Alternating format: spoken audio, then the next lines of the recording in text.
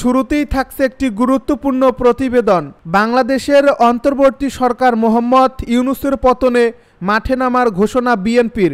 এ নিয়ে থাকবে বিস্তারিত প্রতিবেদন, তাই সম্পূর্ণ ভিডিও জুড়ে আমাদের সাথেই থাকুন। আরও জানাবো, আমরা এখন পর্যন্ত গণতন্ত্র ফিরে পাইনি বলছে বিএনপি নেতা মির্জা ফখরুল। এবারে জানিয়ে দিব, পোস্টার লাগানোর সময় ছাত্রদল নেতার উপর ছাত্রলীগের হামলা, আহত 7। এদিকে মিয়ানমারে ভয়াবহ ভূমিকম্পে নিহত বেড়ে 694। সব শেষে জানিয়ে দিব, নির্বাচন নিয়ে ধোঁয়াশা তৈরি করছে অন্তর্বর্তী সরকার বলছে বিএনপি নেতা রুহুল কবির রিজভী। শুনছিলেন হাতে পাওয়া গুরুত্বপূর্ণ আপডেট সংবাদের শিরোনাম, এবারে বিস্তারিত। তবে তার আগে অনুরোধ রইল, ভিডিওটিতে একটি লাইক দিন এবং কমেন্ট করে জানিয়ে দিন ভিডিও সম্পর্কে আপনার মূল্যবান মতামত। আরও জানিয়ে দিন ভিডিওটি কোথা থেকে দেখছেন বা কোন জেলা থেকে দেখছেন। বাংলাদেশের অন্তর্বর্তী সরকার মোহাম্মদ ইউনূসের পতনে মাঠে নামার ঘোষণা বিএনপির। বাংলাদেশের বর্তমান প্রেসিডেন্ট ডক্টর মোহাম্মদ ইউনূসের নেতৃত্বাধীন অন্তর্বর্তী সরকার গত কয়েক মাস ধরে দেশে রাজনৈতিক অস্থিরতা সৃষ্টি করছে। তার নেতৃত্বে অন্তর্বর্তী সরকারের কর্মকাণ্ড নিয়ে বিভিন্ন রাজনৈতিক দল, বিশেষ করে বিএনপি তীব্র সমালোচনা করে আসছে। বিএনপি মনে করছে এই সরকার দেশের গণতন্ত্রের মূলনীতি বিপর্যস্ত করছে এবং জনগণের মতামত উপেক্ষা করে একছত্রভাবে রাষ্ট্রীয় ক্ষমতা নিয়ন্ত্রণ করছে। দলের শীর্ষ নেতারা ঘোষণা করেছেন তারা এবার রাজপথে নামবেন এবং সরকার পতনের জন্য আন্দোলন পরিচালনা করবেন। বিএনপির দাবি, ডক্টর ইউনূসের নেতৃত্বাধীন সরকার গণতান্ত্রিক অধিকার ও স্বাধীনতার পরিপন্থী। বিএনপির নেতাকর্মীরা মনে করেন এই সরকার বিরোধী দলের প্রতি পক্ষপাতমূলক আচরণ করছে এবং ভোটাধিকার সংকুচিত করে ফেলেছে। দলের মহাসচিব মির্জা ফখরুল ইসলাম আলমগীর বলেছেন, তারা প্রেসিডেন্ট ইউনূস সরকারের পতন ঘটাতে দেশের বিভিন্ন অঞ্চলে শান্তিপূর্ণভাবে আন্দোলন গড়ে তুলবেন। বিএনপি দলের পক্ষ থেকে জনগণের প্রতি আহ্বান জানানো হয়েছে যাতে তারা এই সরকারের বিরুদ্ধে তাদের সংগ্রামে একযোগে অংশ নেয়। এদিকে রাজনৈতিক বিশ্লেষকেরা বলছেন, বিএনপির এই আন্দোলন সরকারের বিরুদ্ধে একটি বড় ধরনের চ্যালেঞ্জ হয়ে দাঁড়াতে পারে। তবে তারা এটাও বলছেন, বিএনপির আন্দোলন কতটা সফল হবে তা নির্ভর করছে জনগণের সমর্থন এবং সরকারের প্রতিক্রিয়ার উপর। ইতিমধ্যে সরকার এই আন্দোলনকে অস্থিরতা সৃষ্টির চেষ্টায় অংশ হিসাবে অভিহিত করেছে এবং এর বিরুদ্ধে কঠোর পদক্ষেপ নিতে প্রস্তুত বলে জানিয়েছে। সরকারের পক্ষ থেকে বলা হয়েছে, তারা জাতির কল্যাণে কাজ করছেন এবং দেশব্যাপী গণতান্ত্রিক সংস্কার ও উন্নয়ন কাজ চালিয়ে যাচ্ছেন। তাদের দাবি, বিএনপির আন্দোলন দেশে সহিংসতা সৃষ্টি করতে পারে এবং এটি রাজনৈতিক কৌশল ছাড়া আর কিছুই নয়। তবে বিএনপি দৃঢ়তার সঙ্গে তাদের অবস্থানে অটল থাকার ঘোষণা দিয়েছে। আমরা এখন পর্যন্ত গণতন্ত্র ফিরে পাইনি বলে মন্তব্য বিএনপি নেতা ফখরুলের। বিএনপির মহাসচিব মির্জা ফখরুল ইসলাম আলমগীর বলেছেন, অনেক ত্যাগের বিনিময়ে আজকে আমরা মুক্ত হতে পেরেছি, কিন্তু আমরা এখন পর্যন্ত গণতন্ত্র এবং নির্বাচন পাইনি। নির্বাচন পেতে হলে আমাদের মধ্যে ঐক্যকে আরও অটুট রাখতে হবে। শুক্রবার বিকেলে ঠাকুরগাঁও সদর উপজেলার রুহিয়া উচ্চ বিদ্যালয়ে রুহিয়া থানা স্বেচ্ছাসেবক দলের আয়োজিত ইফতার মাহফিলে ভার্চুয়ালি যুক্ত হয় প্রধান অতিথির বক্তব্যে এসব কথা বলেন তিনি। বিএনপি নেতা মির্জা ফখরুল ইসলাম আলমগীর বলেন, আমাদেরকে জনগণের কাছে যেতে হবে, জনগণকে সঙ্গে নিয়ে আমাদের নির্বাচনের জন্য প্রস্তুতি নিতে হবে। গণতন্ত্র পুনরুদ্ধারের জন্য আমাদের ঐক্য আরও দৃঢ় করতে হবে। ইফতার মাহফিলে আরও বক্তব্য রাখেন বিএনপির কেন্দ্রীয় কমিটি ও টিম প্রধান এবং রংপুর বিভাগীয় পর্যবেক্ষণ টিমের সহ সভাপতি ডক্টর মফিদুল আলম খান, কেন্দ্রীয় কমিটির সহ আইন বিষয়ক সম্পাদক জাকির হোসেন, ঠাকুরগাঁও স্বেচ্ছাসেবক দলের আহ্বায়ক মাসুদুল ইসলাম, সদস্য সচিব কামরুজ্জামান।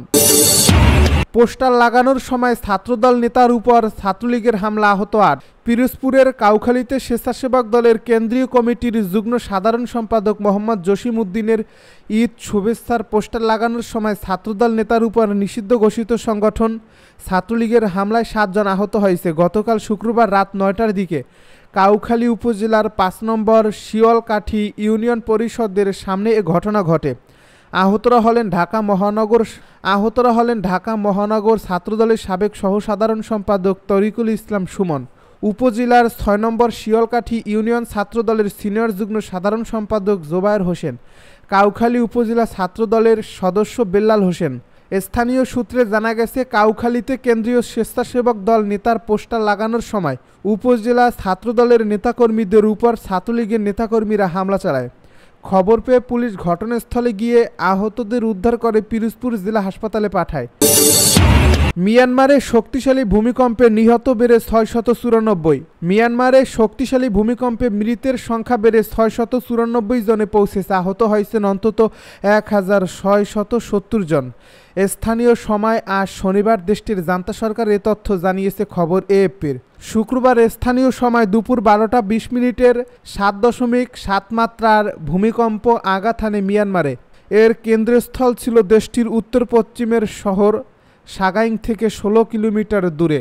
এলাকাটি রাজধানী নেপিদো থেকে প্রায় ১০০ কিলোমিটার উত্তরে। ভূমিকম্পটির তীব্র প্রভাব অনুভূত হয় প্রতিবেশী বাংলাদেশ, চীন, থাইল্যান্ড এবং ভিয়েতনামেও। যুক্তরাষ্ট্রের ভূতাত্ত্বিক জরিপ অনুযায়ী দুপুর ১২টা ২১ মিনিটে এ ভূমিকম্প অনুভূত হয়। এ ভূমিকম্পের উৎপত্তিস্থল মিয়ানমারের মধ্যাঞ্চল মান্দালয়ের সাগাইং শহর থেকে ১৬ কিলোমিটার উত্তর পশ্চিম ভূপৃষ্ঠের ১০ কিলোমিটার গভীরে। এলাকাটি রাজধানী নেপিদো থেকে প্রায় ১০০ কিলোমিটার উত্তরে। ভূমিকম্পন এতটাই শক্তিশালী ছিল যে প্রায় ১,০০০ কিলোমিটার দূরে থাইল্যান্ডের ব্যাংককে জোরালো কম্পন অনুভূত হয়। এছাড়া বাংলাদেশ, ভারত, চীন, কম্বোডিয়ায়ও কম্পন অনুভূত হয়েছে। ভূমিকম্পের কিছুক্ষণ পরই ৬.৪ মাত্রার একটি প্রত্যাঘাত হয়।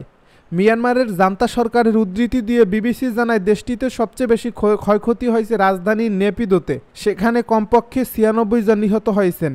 সাগাইংয়ে ১৮ জন, মান্দালয়ে ৩০ জন নিহত হন। এর মধ্যে জুমার নামাজের সময় দুটি মসজিদ ধসে পড়ে কমপক্ষে ৩৪ জন নিহত হয়েছেন। থাইল্যান্ডের প্রতিরক্ষা মন্ত্রণালয় বলছে, তাদের একটি নির্মাণাধীন ভবনে শতাধিক শ্রমিক কাজ করছিলেন। এটি ধসে পড়লে অন্তত ৯০ জন নিখোঁজ আছেন। ৩ জনের মৃত্যু নিশ্চিত করা হয়েছে। নির্বাচন নিয়ে ধোঁয়াশা তৈরি করছে অন্তর্বর্তী সরকার, বললেন বিএনপি নেতা রিজভী। নির্বাচন নিয়ে অন্তর্বর্তী সরকার ধোঁয়াশা তৈরি করছে বলে অভিযোগ করেছেন বিএনপির জ্যেষ্ঠ যুগ্ম মহাসচিব রুহুল কবির রিজভী। তিনি বলেন, ডিসেম্বর না জুনে, মার্চেও হবে। সরকার এক এক সময় এক এক কথা বলছে। এটা তো শেখ হাসিনার কিছু কথাবার্তার সঙ্গে মিলে যাচ্ছে। শুক্রবার রাজধানী নয়াপল্টনে দলের কেন্দ্রীয় কার্যালয়ে জাতীয়তাবাদী রিকশা, ভ্যান, অটো চালক দলের উদ্যোগে বিএনপির ভারপ্রাপ্ত চেয়ারম্যান তারেক রহমানের ঈদ সামগ্রী বিতরণ অনুষ্ঠানে এসব কথা বলেন রিজভী। এ সময় ছাত্র জনতার অভ্যুত্থানে রিকশা, ভ্যান, অটো চালকদের মধ্যে যারা নিহত হয়েছেন তাদের পরিবার ও আহতদের হাতে তারেক রহমানের ঈদ উপহার তুলে দেওয়া হয়। বিএনপি এর নেতা আরও বলেন, অন্তর্বর্তী সরকার জনগণের রক্তের উপর গঠিত সরকার। গত ১৬ বছর বিএনপির নেতৃত্বে গণতান্ত্রিক সংগ্রামের আপোষহীন ধারায় ফ্যাসিস্ট শেখ হাসিনাকে পরাজিত করে গঠিত সরকার।